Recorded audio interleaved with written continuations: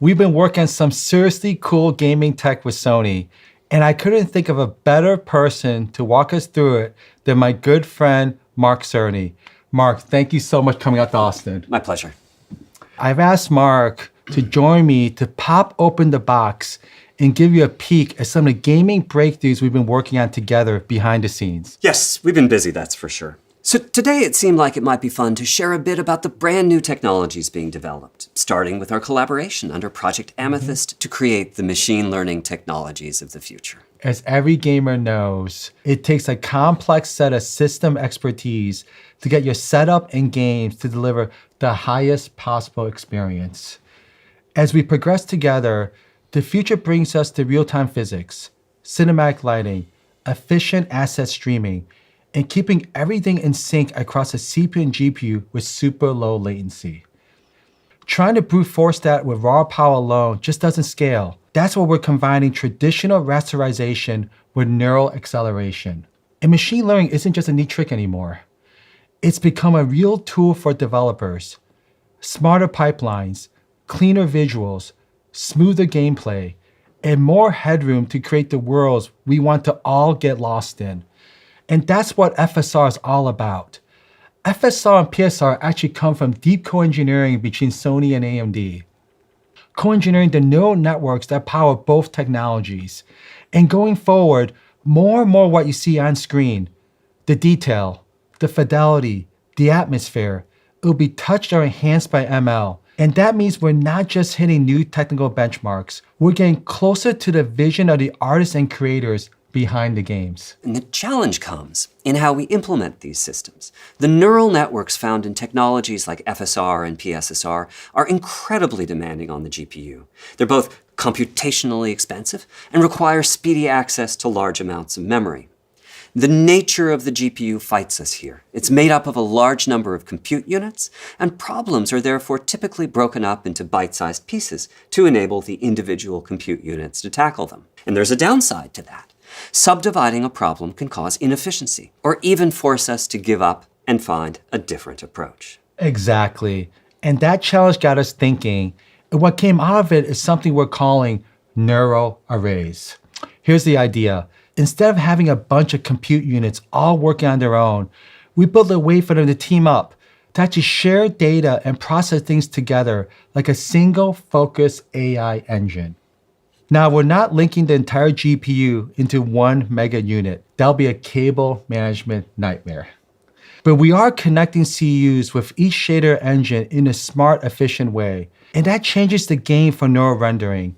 Bigger ML models, less overhead, more efficiency, and way more scalability as workloads grow. Neural arrays will allow us to process a large chunk of the screen in one go, and the efficiencies that come from that are going to be a game changer as we begin to develop the next generation of upscaling and denoising technologies together. With neural arrays, we're unlocking a whole new level of performance for ML, not just faster, but more capable.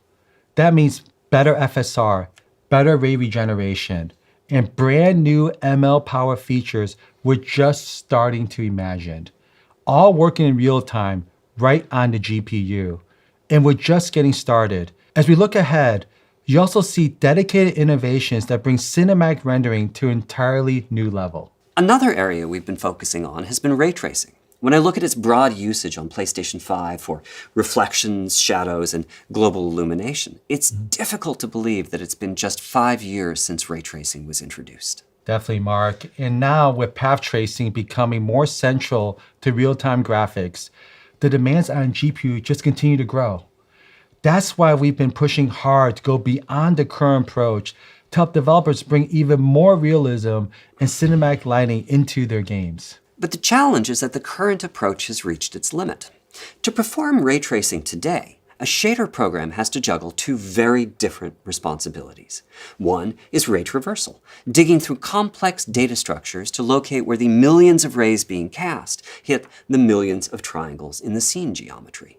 When there are intersections, that same shader program has to also be doing its usual work of shading the scene, using texture and lighting information and the like. And we spent the past 2 years rethinking the entire path tracing pipeline from hardware to software. Earlier this year at Computex, we introduced neural radiance caching, a key part of FSR Redstone. Now, we're building on that with Radiance Cores, a new dedicated hardware block designed for unified light transport. It handles ray tracing and path tracing in real time, pushing line performance to the whole new level. Together, these form a brand new rendering approach for AMD. Radiance Cores takes full control of ray transversal, one of the most compute-heavy parts of the process. And that frees up the CPU for geometry and simulation, and lets the GPU focus on what it does best, shading and lighting. The result? A cleaner, faster, and more efficient pipeline built for the next generation of ray trace games. There's a significant speed boost that comes from putting the traversal logic in hardware, and a further boost that comes from having that hardware operate independently from the shader cores. On top of those performance increases, there's other features in the works too, such as flexible and efficient data structures for the geometry being ray traced.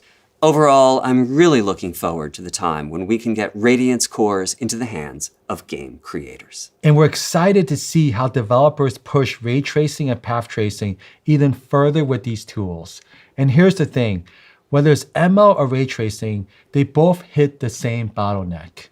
Current GPU memory bandwidth limitations hinder the seamless adoption of next-gen rendering techniques, requiring significantly more bandwidth to handle 4K plus textures and ray tracing denoising masks for smooth asset streaming. And that's where a final piece of news comes in, and yeah, it's a big one. With current GPUs, including the ones in PlayStation 5 and PlayStation 5 Pro, we have something called DCC, or Delta Color Compression. It's a strategy that reduces the memory bandwidth consumed when the GPU is reading or writing certain data, such as textures or render targets. And what we've built for future GPUs and SoCs take the idea of data compression much further. We call it universal compression. It's a system that evaluates every piece of data headed to memory, not just textures, and compresses it whenever possible. Only the essential bytes are sent out, which dramatically reduces memory bandwidth usage. That means the GPU can deliver more detail, higher frame rates, and greater efficiency. Here too, I'm really looking forward to what improvements universal compression will bring, and to what degree the effective bandwidth of the GPU will exceed its paper spec. There's a multitude of benefits from this, including lower power consumption, higher fidelity assets, and perhaps most importantly, the synergies that universal compression has with neural arrays and Radiance cores as we work to deliver the best possible experiences to gamers. Overall, it's of course still very early days for these technologies. They only exist in simulation right now, but the results are quite promising, and I'm really excited about bringing them to a future console in a few years' time. We feel the same way, Mark, and we're so excited to bring these innovations to developers across every gaming platform. Because this isn't just about silicon, it's about empowering the creators and communities that make gaming what it is. And we're just getting started. As we continue building with close partners like Sony, everything we're doing is focused on one thing, pushing games forward for all of you. Gaming has always been at the heart of what we do, and it's never meant more than it does right now. We're here for the players, the creators, and the communities that make this industry matter. And everything we're building is for you. Thank you, Mark, so much for taking time to join me here today. Thank you, Jack.